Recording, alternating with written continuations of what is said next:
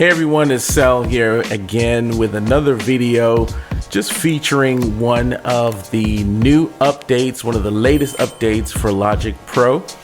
And they've added a great feature in here which allows us to start getting into remixing some songs and perhaps rearranging some songs by giving us the tools to extract elements from it. We're talking about stem splitting here, so creating stems off of one track. Now, why do we need this? Who asked for this?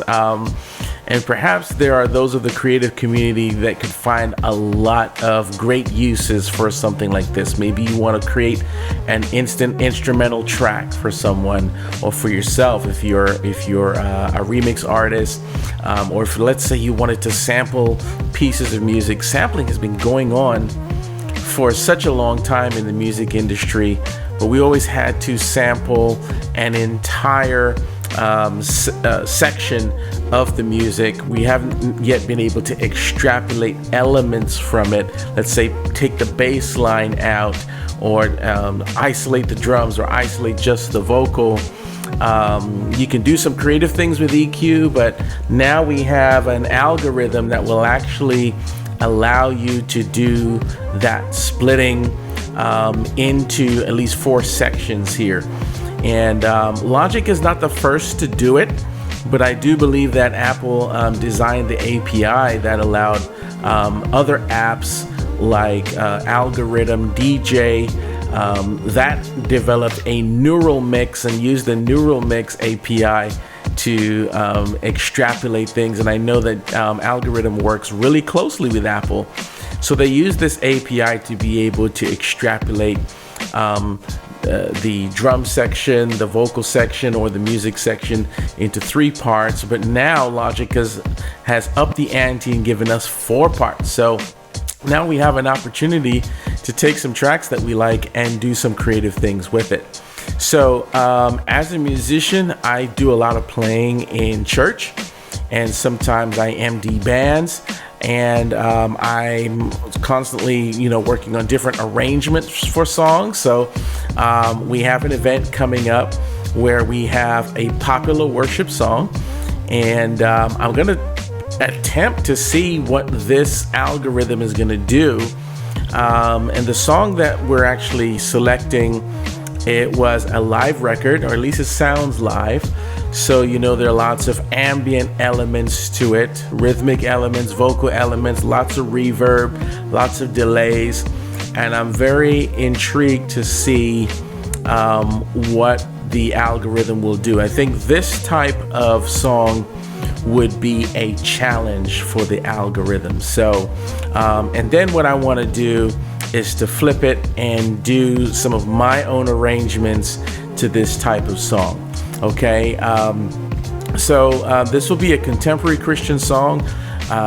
It's a praise medley, so I'm gonna do some stuff that's gonna take it out of its CCM roots and kind of flip it into something a little bit more cultural.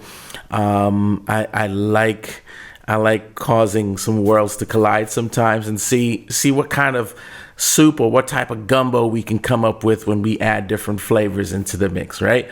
So I'm just gonna highlight certain snippets of this. I don't want any copyright strikes, so I'll just play small little portions of this, and so that we can see how this experiment works, okay? So one of the first things you want to do is to get your track into Logic. Now, suffice it to say, it is not that easy to do because we don't have a full version of Apple Music on our iPads. And now this is specifically for the iPad iteration of this. There is more functionality on the Mac side, but you know me, I'm focusing in for the iPads for now. So there's no easy way to really get that. Get your song from the Apple Music library into Logic. GarageBand had a way to do it, but it only works on specific songs that are older, perhaps not under a subscription plan. So Apple, wanting to be compliant with the music labels, they're going to block you from trying to drag and drop things into GarageBand and then export it out. Some of your older tracks may just work. So that's up to you to try. You can always open up GarageBand, load an audio track, hit the loops button, access your Apple Music library, and search for your song. And you may want to make sure you hit the plus sign to not just create another 8 bars, but set it to automatic so that it will give you the full duration of the track that you're dragging in. And then once you've dragged that in, then you can export that out to either save the file. Once you've dragged that in, you can save that session and then go ahead and open up Logic and then load that GarageBand file, create a Logic file, and that should open up for you on some of the older tracks. However, there's a quicker way to do this, and I have with me a really simple way to do this for about $10 or less, depending if you get the Apple version or a generic version. This little dongle right here will allow you to plug this into your iPhone, and this is sitting on a 1/8" jack or headphone jack. This sits right here, and just pop this into your iPhone, open up your Apple Music or whatever streaming service that you want to bring in your track from, and then you take the other end, which is a stereo 1/4" cable, stereo TRS, and you just plug these into your interface, and you can go in 1 and 2, left and right. Okay, that should get you into Logic, and then you can open up your Logic on your iPad, hit record, and then there you go. Okay, now these are legally sold in the stores, even though I'm telling you to do something that is borderline legal. So now that your track is in Logic, once you've got it recorded, then you can begin to use the stem splitter feature. Now, you will need an iPad that has a M1 chip. It will not work on the older iPad Pros, which have the Bionic chip for the A series. So you want to make sure you have an M1 iPad in order to use this feature. Okay, so I'm going to chop this up so that you can see the process in a more condensed time frame, and hopefully as we go, we'll get some great results. Let's see what the AI is able to do for us. Now, because I want to do some specific things with this, I want to be able to do my own arrangements and utilize some of the elements of the track.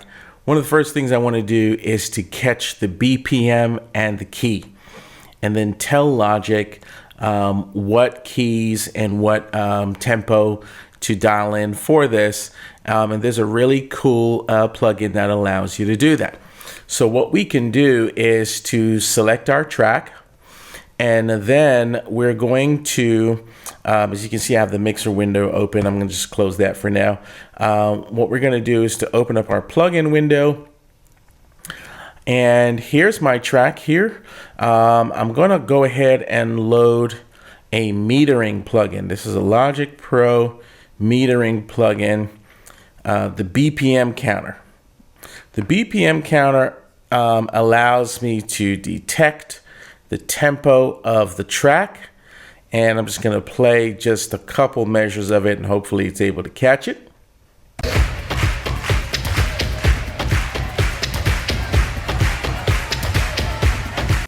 Okay, so it's detected a BPM of 127. Okay, all right, so we're going to set our tempo here to 127. I do like this wheel that they added. It just makes it really easy, or you can go ahead and just type in the values that you would like. Okay, so we're at 127, and then the next thing I want to do is to just line up some of these peaks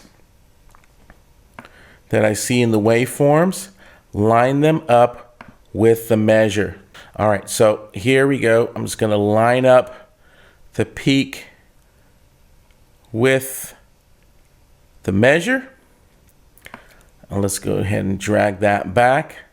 And let's open up the metronome. Okay, let's check my metronome settings. I want a little bit more tone in there just so I can hear it above the track. I'm gonna go ahead and dial in just a little bit more tone so I can hear it. And a little bit more volume. Okay, I do like these metronome controls. Everything is just neatly tucked away in a press and hold menu. Very good. Okay, so let's see what we have here.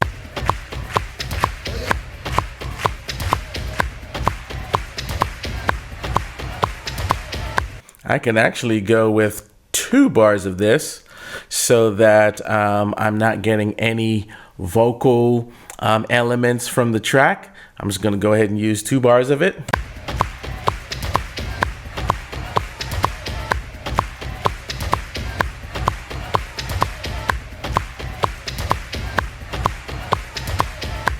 Now I'm hearing a lot of audience shouting and jeering as well as the clap. So as I get ready to stem split this, it's going to be interesting what the algorithm does to see if it's going to give me the audience claps and jeers on a separate track. Let's just see what happens.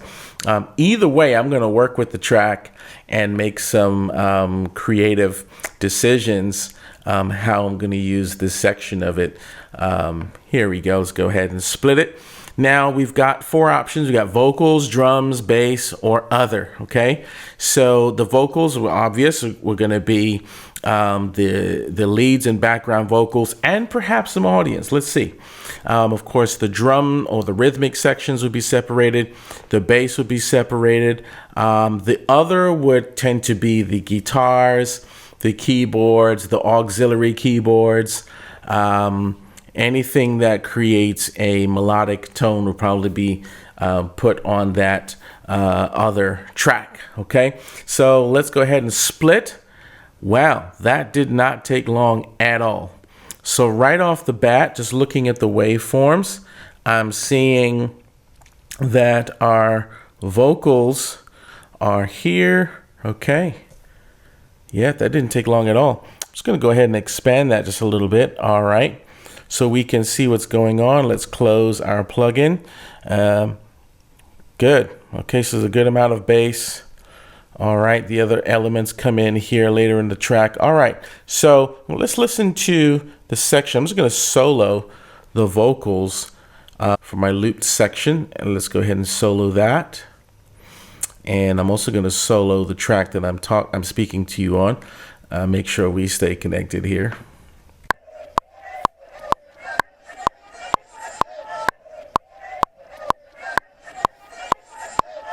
Okay, as I suspected and as I wanted it to, the algorithm separated some of the jeering and the hype of the crowd. It separated it away from the claps.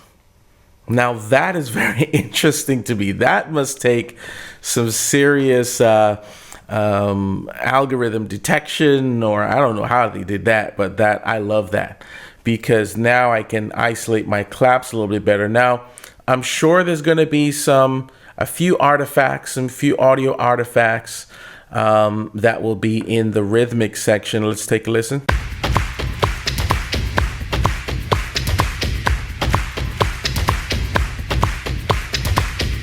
Okay, so the claps and the what we call in the black gospel musician community, we call it the click track.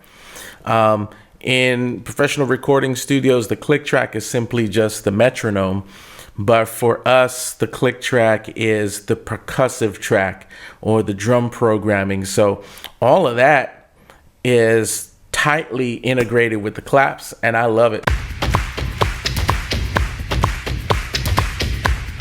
It's ready. It's ready for me to work. It's already ready for me to work. So one of the things that now that you have your tempo, and one of the things you want to address is some of the other elements of your global tracks. So I'm going to go into my global track area, and from here, I can start to map out the song according to different sections. So I've got my markers. I can start to create some markers. I can also add a time signature in there. Make sure that it's 4/4 across the board. For this particular song, whatever your song is, you can change the time signature. The key signature, I can add that. And I can also adjust the tempo on the fly if I needed to. This song's going to pretty much stay consistent. But here I can add my chords, okay? So if I want to add some session musicians into the mix, I can map out the song and go ahead, and I'm going to go ahead and just customize my global tracks right now. Let's see, I want to see the chord. Yeah, let's go ahead and add that. All right. So, and I'm going to let the track play, and as the chord changes, I'm going to tap on the fly and catch some of these changes. I'm a little bit familiar with this song, so I can listen and know when some of those changes are coming. All right, so I'm going to go ahead and select and maybe just add some of the drums in here, and let's see what we can do on the fly.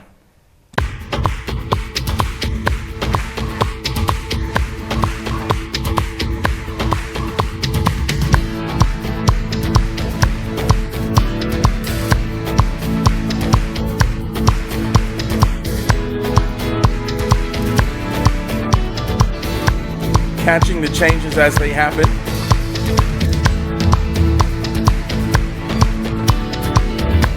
I'm tapping along with it, and Logic is saving it.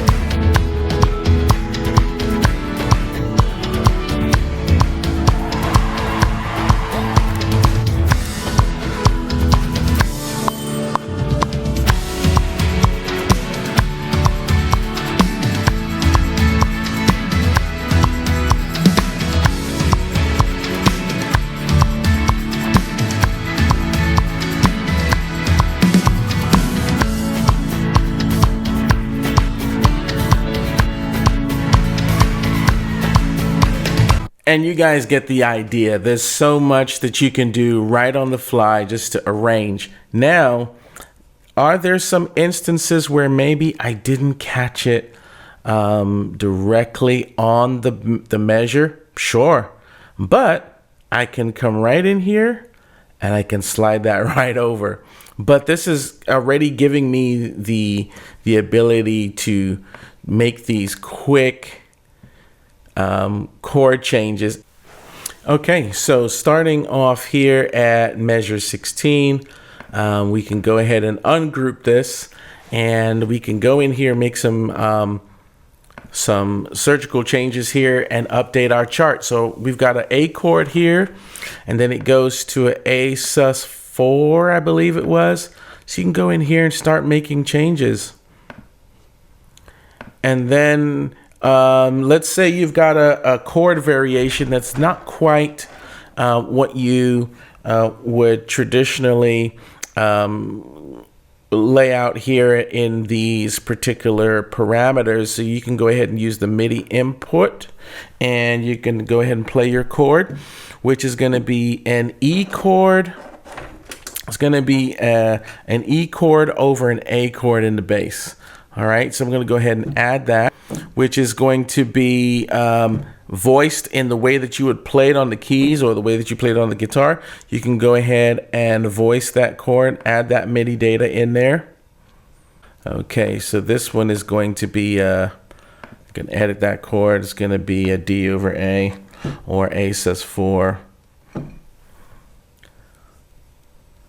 Good. I love how the chord chart is sliding over. Like, I'm really digging the UI here. I know it's very different to what we have on the desktop, but I'm really digging what they're doing here. Okay, so you can go ahead and make those surgical changes to your track. And then one of the things that you can do in the Mac version of this is to add what's called arrangements. There's another global track that's not yet in the iPad. At least I haven't seen it yet, but the ability to add arrangements to your tracks is a great feature as well. So we're hoping that we get an arrangement track added to the global track section so that we can add intros, verses, choruses, and bridges as actual arrangement sections, not just a marker. Why does that matter? Because when you create session players, those session players actually interact with those predetermined sections. And so for the intro, the drummer and the bass would play a little bit more reserved, or at least play in a way that's kind of setting up the verse. They would play a certain way for the verse. Then they would play louder for the chorus, come back down for the second verse. Next chorus is up, and then there's a bridge. The drummer goes to a ride, or maybe adds some toms. There's some very creative things that you can do if you had an arrangement track. We don't have that here in the iPad version, but you do on the Mac. But you can make your own changes to the session players as they begin to play along. Okay, let's see if we can do some creative things with our drums. I'm going to go ahead and open up. Okay, so I'm going to go ahead and create a new track, and then what we're going to do is we are going to go back to the plus and hit patches, loops, and samples. And on the new track that you created, here's where you can actually start to pull in some different types of drums. I'm going to search for electronic drums, and let's see what we can pull in to this track here. Okay, so for the drums, if you have some pads that you want to use, you can go ahead and use pads and go to town there. But what I'm going to do is to drag this over here. Good. So now I've dragged this patch, instrument patch, onto my new track. Now I can use my keyboard. All right, let's see if I can pull up something else.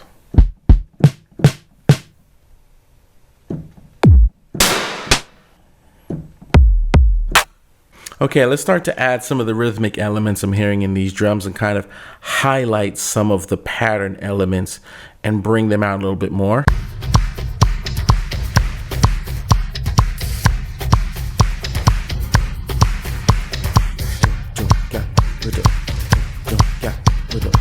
Okay.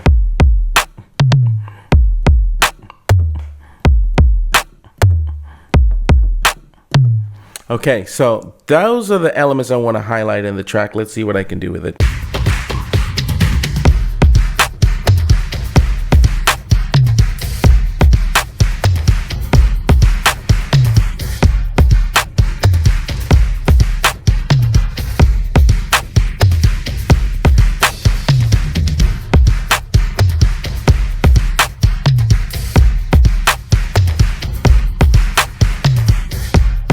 Okay, some of you already know where I'm going with this.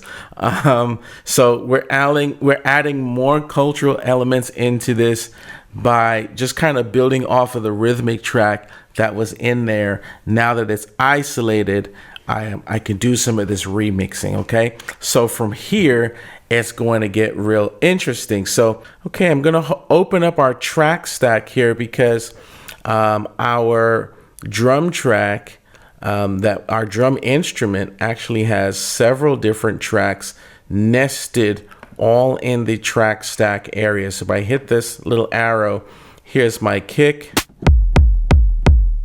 Okay, each note has its own corresponding track that goes with it.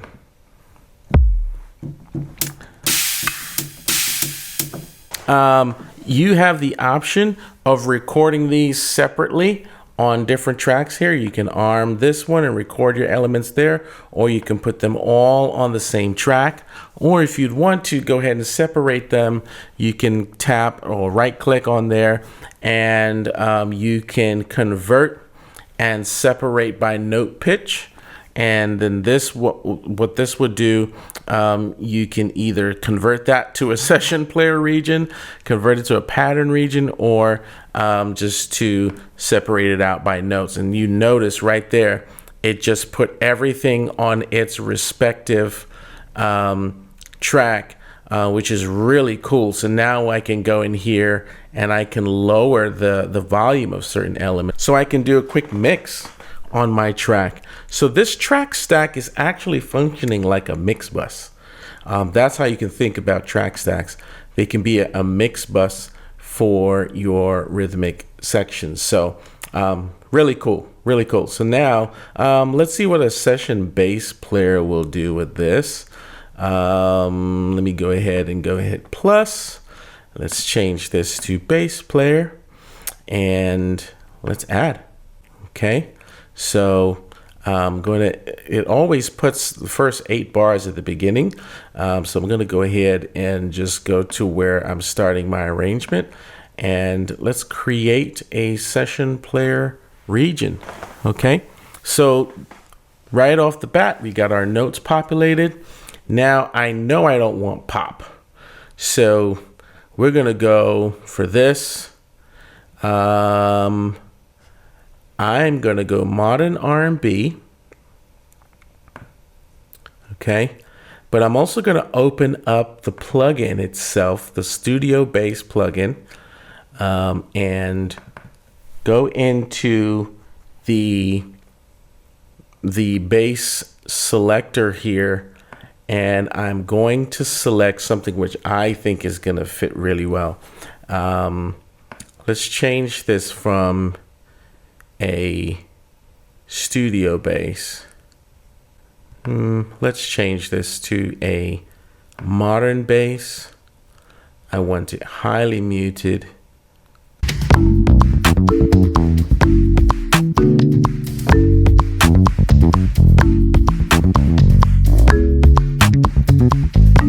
Okay, it's kind of busy. All right, so we're gonna do short phrasing, but we want some notes. Okay. And we're going to bring the fill complexity all the way down. We do want some pockets here, but we still want it to dance a little bit. So let's see what we can get it to do.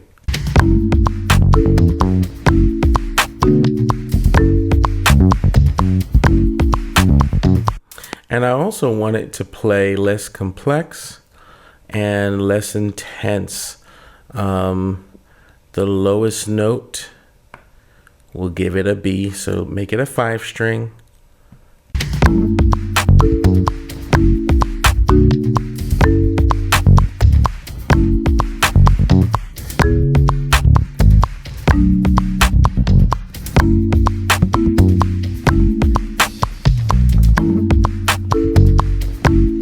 Okay, so there's still some more we need to do here to make it align a little bit more.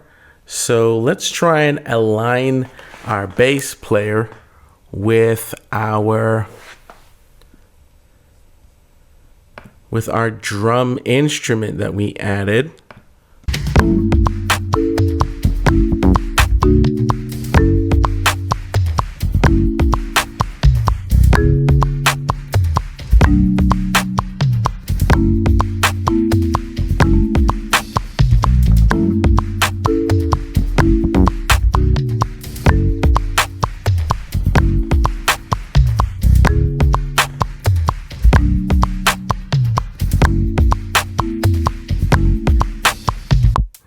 Good. So we're getting there. We got some elements that we like. I think I would like a little pad going in there, but I want the pad to kind of follow the chords. So the keyboard can play a pad. let's go ahead and add a keyboard player, another keyboard player. So let's add that. Okay. All right. And we want it to follow the session here. But we don't want it to be busy at all. So we want very simple, sustain only, root only. Let's keep those hands nice and close together. No fills. And we're also going to tell the keyboard to play simple pad. There we go. So now if you notice with the simple pad, it has switched the instrument to a retro synth.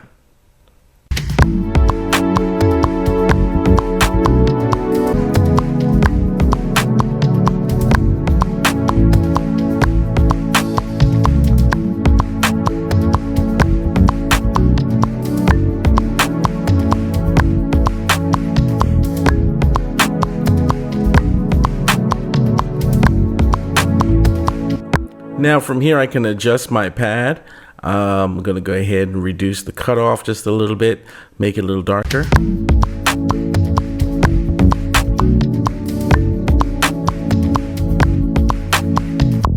And I think I want to reduce the release as well. So let's go ahead and slide down. Let's get the release down.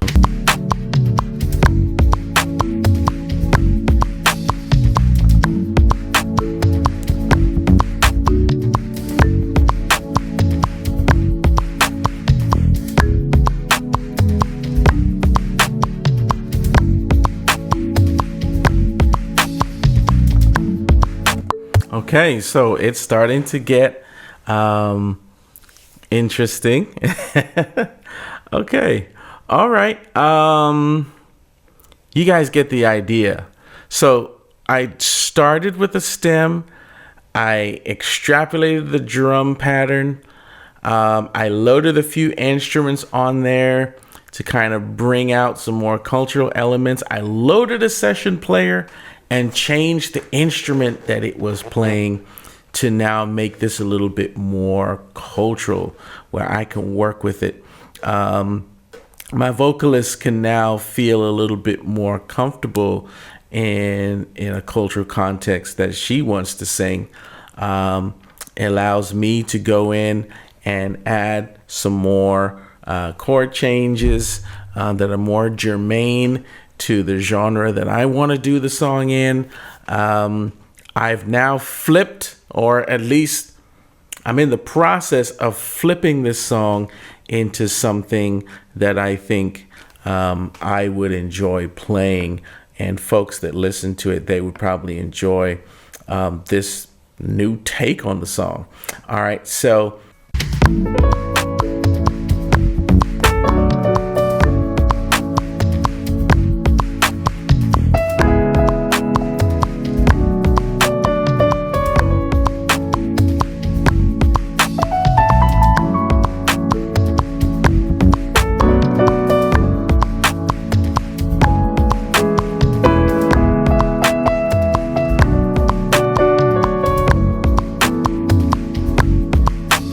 So you can do whatever you want now. Now that you can take elements of songs that you love and flip them, okay? Because now you've got the ability to take the stems and do what you want with it. Yeah. So this is how you can flip your track. This is how you can do some experimentation. You can change up the chords. You can extrapolate elements of another song, totally flip it into something else. Is this something that you would use? It's definitely something I plan to use. This allows you to experiment. And I love the fact that Logic has given us the tools to arrange. Hear what session players would play on the music, what ideas the algorithms could even offer to me as a musician. Have fun with this, guys. This is an awesome time to be a creative, an awesome time to get into your sessions again and start to unpack some ideas. Now that you can borrow more from some credible music, some great produced music, you can start to borrow and collab. Of course, I'm pretty sure you're gonna have to clear some samples. I still think it's the prudent and the legal thing to do. Clear your samples. If you're creating something new or looking to copyright it, make sure that you include that it contains elements from, an existing song. Give these artists, musicians, and producers their just due and their credit, the writers too. So I'm pretty sure you may have to clear some samples. I am not a lawyer, entertainment lawyer, so you'd want to consult with someone when it comes to extrapolating stems. Some folks can hide stuff really well, but the prudent thing to do is make sure, if asked about it, you've got a clearance on that sample that you used. But this is a great time to be experimenting. So listen, if this added value to your productions, if it's inspired you to get into the studio, crack open that app, start creating. If this is doing that and you're enjoying these videos, please give me a like, a thumbs up, a subscription. Let's continue to push this app as far as it can go, okay? There's so much more to unpack, and I'll be back with another video, so take care.